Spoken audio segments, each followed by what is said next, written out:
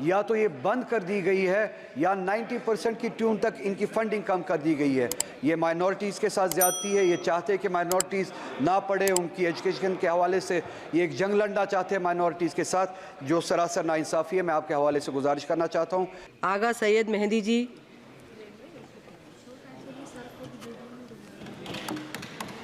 Thank you madam.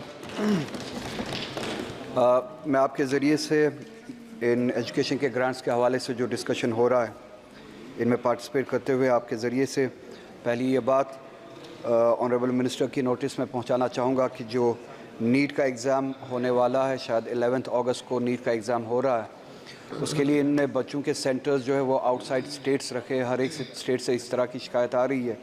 इसी तरह से जम्मू कश्मीर से भी बच्चे कह रहे हैं कि उनके सेंटर्स जो है आउटसाइड स्टेट रखे गए, 1000 किलोमीटर 2000 किलोमीटर के फासले पे रखे गए। तो उनके लिए इतनी शॉर्ट नोटिस में लॉजिस्टिक्स वगैरह वो ट्रैवल करना लगभग नामुमकिन होगा।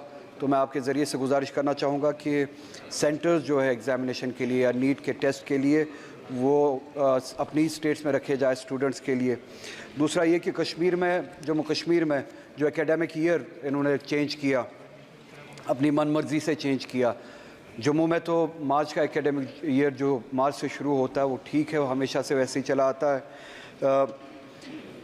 कश्मीर वैली में वेदर के लिहाज से हमारी जो एनुअल वैकेशन होती है वो विंटर वैकेशन होती है, और हमारा एकेडमिक ईयर जो ही शुरू होता है तो उसके इमीडिएट बाद ही हमारा ईयरली वैकेशन शुरू हो जाता है। तो जो वैकेशन का जो पर्पज़ होता है वो सर्व होता है, क्योंकि हमारे विंटर्स प्रोलॉन्ग्ड होते हैं, हमारी समर वैकेशन नहीं होती है, हमारी ईयरली वैकेशन जो है वो विंटर वैकेशन होती है। इन्होंने एकेडमिक ईयर जो चेंज किया, जो मार्च में लाया, उससे एक तो वैकेशंस का जो कंसेप्ट है वो भी ख़त्म हुआ, वो पर्पज़ सर्व नहीं होता है। दूसरा, बच्चों पे जो है वो डबल एफ़र्ट्स का जो है उन पे लोड पड़ता है।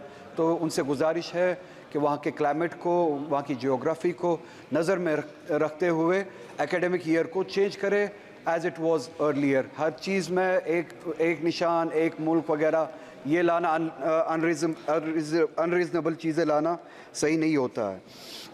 कॉन्ट्रैक्चुअल लेक्चर्स जो है हमारे रियासत में, उनके हवाले से कोई क्लियर कट स्कीम लाई जाए, क्लियर कट रोड लाया जाए। और एज होते जा रहे हैं हमारे जो पीएचडी होल्डर्स हैं, स्कॉलर्स हैं हमारे, वो कॉन्ट्रैक्चुअल बेसिस पे काम कर रहे हैं रियासत जम्मू कश्मीर में। अभी तक उनके लिए, उनको रेगुलराइज करने के लिए अभी तक न कोई स्कीम है, न कोई पॉलिसी है। उनके लिए कोई पॉलिसी लाई जाए। और एज हो रहे हैं बहुत सारे, और एज हो चुके हैं, उनकी सर्विसेज को रेगुलराइज किया जाए और उस हवाले से काम किया जाए। इसी तरह से माइनॉरिटीज़ के हवाले से जो अभी बात हुई, यहाँ पे जो स्कॉलरशिप्स थी, फेलोशिप्स थी, जो यहाँ पे सपोर्ट और एड मिला करता था, वो या तो बंद किया गया है या 90% के ट्यून तक, 90% के हद तक वो जो फंडिंग कम की गई है। 10 स्कीमें ऐसी है जिससे माइनॉरिटीज़ पूरे मुल्क में फ़ायदा उठाती थी।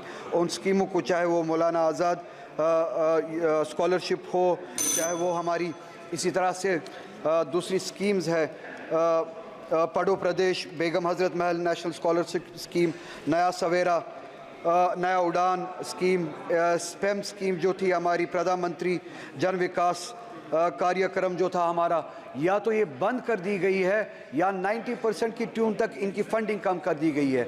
ये माइनॉरिटीज़ के साथ ज़्यादती है। ये चाहते हैं कि माइनॉरिटीज़ ना पढ़े, उनकी एजुकेशन के हवाले से ये एक जंग लड़ना चाहते हैं माइनॉरिटीज़ के साथ, जो सरासर नाइंसाफ़ी है। मैं आपके हवाले से गुजारिश करना चाहता हूँ इस पॉलिसी से बाज आए।